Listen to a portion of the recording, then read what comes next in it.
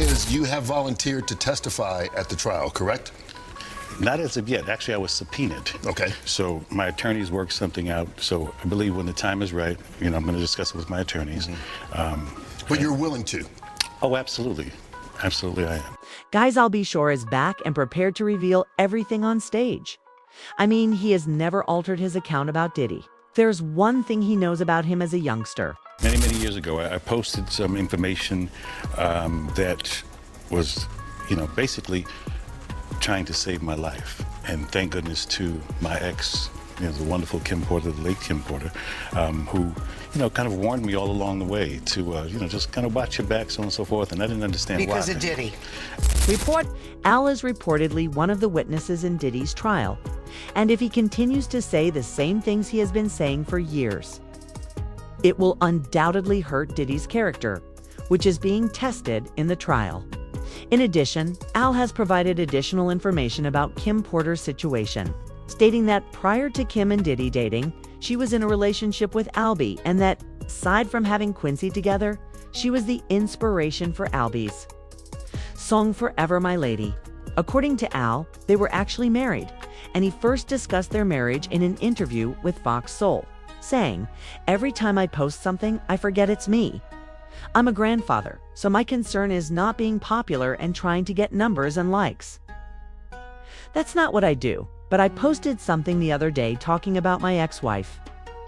Yes, I mentioned it to my ex-wife Kimberly, but no one was aware of it because we didn't talk about getting married, or that occasionally I give her a tribute. The problem is that Al and Kim remained friendly after their split. And if anyone has repeatedly stated that there was unquestionably foul play in Kim's death, it's Al." Basically. Do you believe that she died of pneumonia? Absolutely not. Why? What evidence do you have? She was in the best of health. We just saw each other prior to her passing. We were actually celebrating our son's new Netflix Christmas special, and she was doing just fine. In fact, we were all at the event together at Netflix in the lobby. Sean, myself, the children, all having a great time, and I'm, grabbing Sean like, "What?" And she's in the back going, "Stop," So it was a really festive opportunity just for all of us to be together, because it's nothing like the circus that's out here. So it was a lot of the stuff, came to surprise, but a lot of the stuff will be revealed and that's why I thought it would be a good idea to finally tell my story. Every network came to me. Recall that Albie responded to a screenshot of extras on Instagram as soon as Kim's purported book was published. Headline: when Albie repeatedly repeated verbatim on the day of KP's MPH what LKP told him out of desperation and warned him to watch his back, as well as other bad things y'all said in the caption. 209 through 2018, y'all said Albie Shore has lost his mind and told him to go sit down. Diddy's late ex-girlfriend, Kim Porter, exposed his twisted secrets and alleged diary entries. In addition, in March 2024, Al implied that Diddy was involved in his 2022 coma, and he even claimed that he was working on a documentary that would shock the world. We're going to be producing the Albie Shore life story.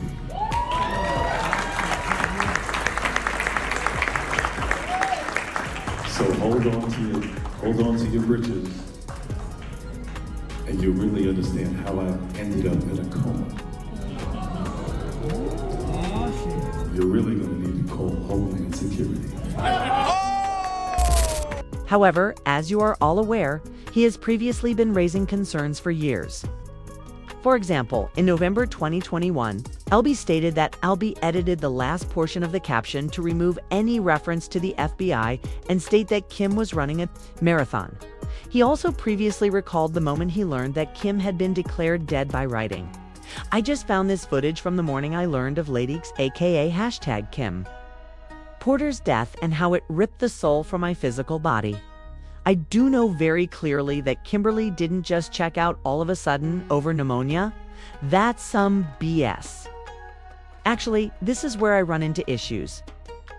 To ensure Diddy saw how he believes he is accountable, Albie actually named him in the picture, adding, "We just celebrated our son at Quincy's new deal and Christmas special with Netflix." I'm going to end it here, but Diddy is now repeating these same things. She was also in excellent health and was laughing when she saw me at the theater. Been quite a journey, and as I said, you know, even as it relates to writing the book, I went through many, almost, you know, more than a decade of being scrutinized and clowned by law enforcement, them telling me, you need some help. Sex trafficking, really? What's wrong with you? No way, you know, but not realizing that they were also working for the situation. Al then announced that in the fall, he will publish a candid biography called Do You Believe Me Now?, in which he will talk about his experiences and truths, including his interactions with Diddy. He also claims that Diddy and his associates may have been involved in the events that led to his multi-organ failure. He then discloses that he was under duress when he first spoke out about Diddy Albshore, and that he was subpoenaed in connection with Diddy's trial. He also indicates that he is willing to testify and that he is focused on living his truth and is not motivated by marketing or self-interest.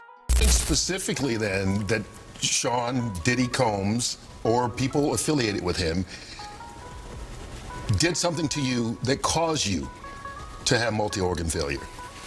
I believe this to be the case, yes. Absolutely. Wow. Al has obviously not been receiving stuff out of thin air because, as of right now, we have been unable to explain a few things about Kim's death, like the blood that was allegedly located on Kim's pillowcases, and also a slight trail of blood on the bedroom floor that led to the bathroom. Actually, based on reports, Kim was not found unresponsive in her bed, but she was discovered on the bathroom floor, and if they found her in bed, then she was strategically placed there. And let's not forget that the original coroner who conducted the first autopsy on Kim suspected foul play with the amount of a certain toxin that was found in her system. Something else is that Kim's last call was reportedly to 911 at 2:43 a.m., but she was found later the next morning at 11 o'clock. There were actually reports not so long ago that Kim's family was seeking legal advice and was in pursuit of hitting Diddy with a lawsuit for wrongful death because they had physical evidence to support their case. So when Al keeps saying that he is suspicious about what happened to Kim, he knows exactly what he is saying. And you know, it's also always been a bit sus that the people who worked with Diddy when Kim was alive are all dead except Al. See? Kim was the longest working employee at Uptown Records because she was there from the very beginning as Andre's personal assistant. Kim is dead heavy, almost died. Well, and he becomes even more skeptical of heavy lovers. Dee is dead and Andre Harrell is dead, leaving just Diddy and Al. Dee was discovered face down, and it was revealed that he had died of a heart attack. Andre Harrell also supposedly passed away from a heart attack, while Kim was said to have died of pneumonia. Additionally, why was Andre writing a book before he passed away? Dee was writing a book before he died. Albshore was working on a documentary about his life before he went into a coma. And Kim was also writing a book before she died. Speaking of Kim's book, I know there was one which came out, which we couldn't verify, but apparently the real book was supposed to have details of how Kim protected Albshore from running into Diddy and telling him to not go to certain places because she knew exactly what Diddy was capable of.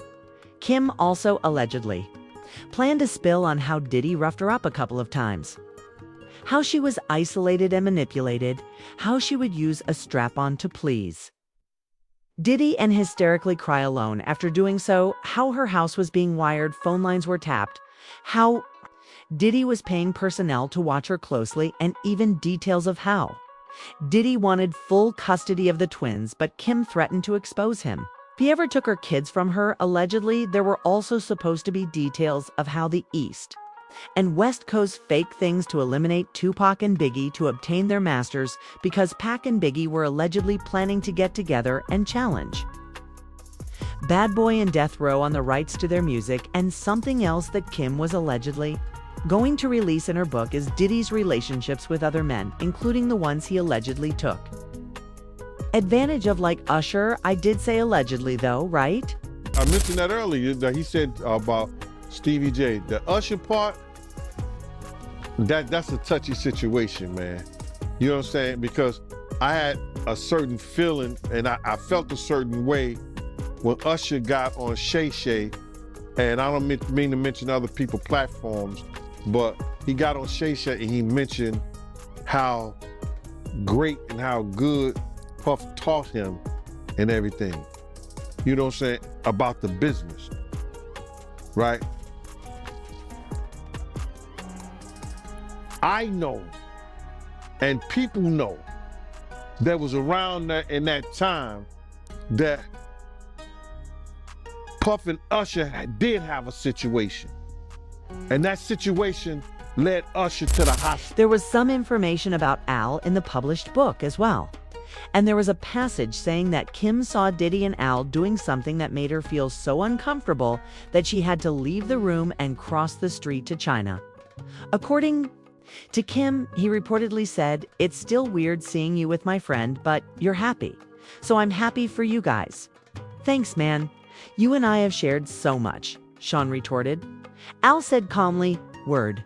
When Sean added, "We've all been together sexually, but not together," the conversation took a strange and uncomfortable turn. As silence pervaded the room, I was momentarily taken aback and said, "What do you mean by all together?" Although I couldn't believe Sean would do this. The truth was that I still cared about Al. And this could be very hot. I just didn't want it to mess up my relationship. And if things became awkward, how would it affect Quincy? So I asked, "Are you both sure?" Al shifted uncomfortably, but Sean didn't hesitate. "You know how we occasionally invite other people into our bed?" "Oh, hell no, Sean. This is my son's father." Al said something that was mind-boggling.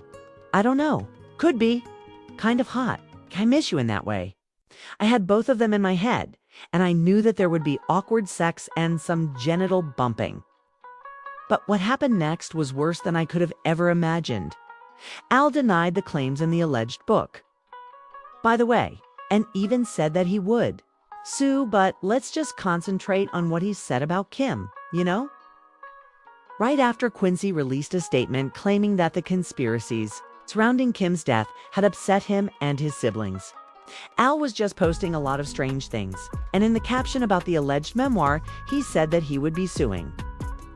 And he seemed more angry that his name was mentioned than the memoir's content, which was just selfish to make matters worse. We've heard people say they don't really trust him because Al was also out there openly questioning why Quincy was still following the man who touched his mother. But I'm personally interested in what he will say on the stand. Will he disclose more information about Kim? Will he disclose information about what happened to his child? As we wait, please share your thoughts about Al taking the stand in the space provided for comments below. I know it will be a fascinating moment.